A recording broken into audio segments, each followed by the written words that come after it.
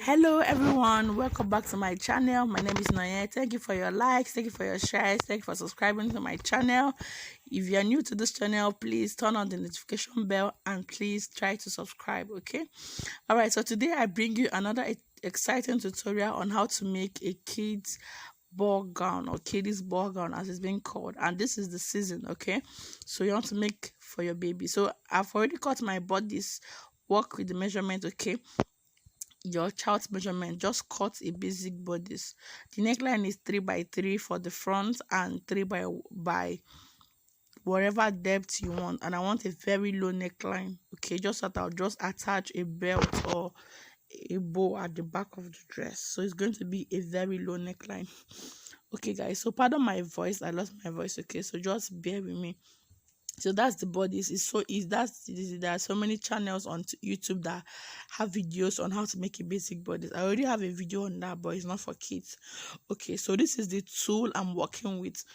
Okay, it's called tool or veil net or baby net. Okay, so I'm working with 2 yards of net. Okay, and I've already cut it with the length I'm working with. So by folding by 2 yards, and I cut 16 inches as the length from my half length to the full length, and I have 4 pieces at the end of the day.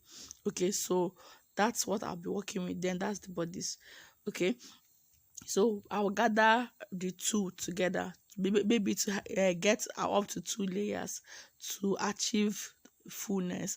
Now another way to get fullness is to use the hard nets, also called calic or hard nets. Yes, it's called hard nets in the market. Okay, it's the most popular name for it. So you can gather your hard net to add more fullness or volume to your ball gown.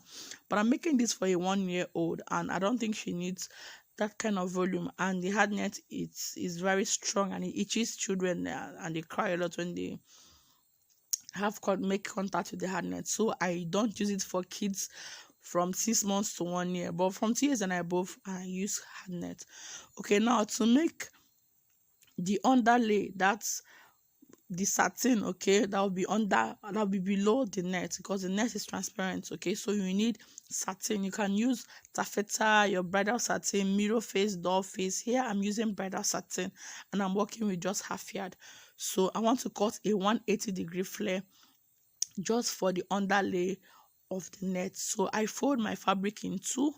Okay, then I fold on bias. Okay, now the reason I'm not really explaining in details is because I already have my last video is on how to make 180-degree flare, but in case you do not understand that video, this will help you better.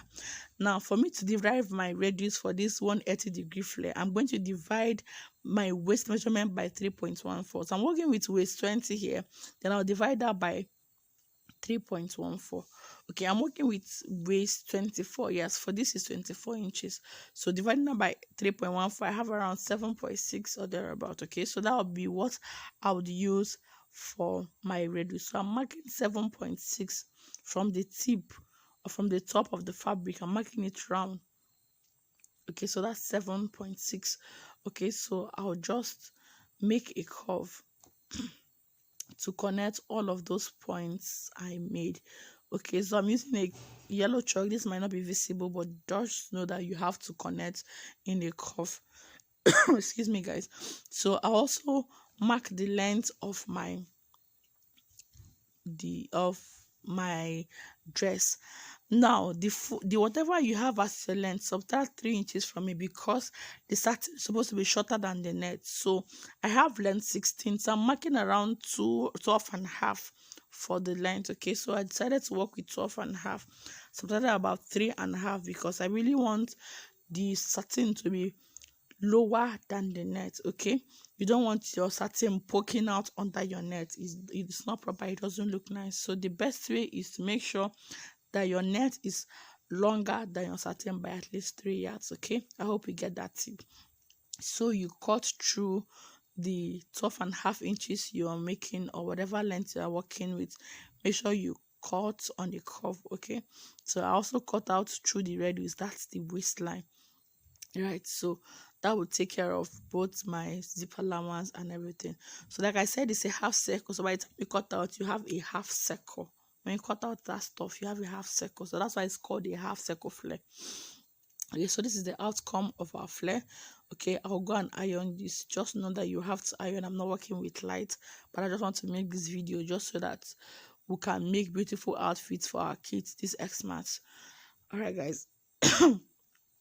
So by the time I cut this, I'll have enough room for the waist measurement and the zip allowance. Okay, so I can measure it now to be sure. Okay, it's always better you measure so that you know what you're working with. So I'm working with waist 20. Okay, so that would give me it's waist 20, but I made it 24 so that by the time I finish cutting, I have my allowance for my zip. Okay, that's it. Excuse me, guys. So this is the veil net. It's called veil net or tulle or baby net. Just ask for it in the market. It's sold for 200 or 250 a yard in the Nigerian market. Okay, so I'll go and sew my bodice now. That should be easy for us to sew. Just join your bodice. You can do your clean finishing if you want, or you can just sew it and clean up the edges with your overlocker.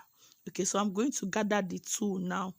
Okay, so I have 4 layers. I'll join 2 layers together, then gather it to the waistline, then also gather the other 2 so that I will have 2 layers, right? Okay, so excuse me, guys. I have gathered my net. Okay, right, guys. So I gathered my net. You can use your needle and thread. You can use on your machine. Okay, so at the end of the day, I have 2 layers. Remember, I cut out 4 layers. So I joined 2 together to get 1. Then joined the other 2 together. Then gathered each of them. So I have 2 layers. Then remember, I talked about the bridal satin for the underlay. So that's the bridal satin. I have attached it around the gathered 2. So that it will be easy for us to attach. Okay, so you don't just attach your net, then come and attach your bridal satin and blah blah blah blah blah. So it's easier this way. Okay, now this is my bodice. I've already worked on the bodice, like I said. Work on your bodice. Okay. So that's how the outside of my bodice looks like.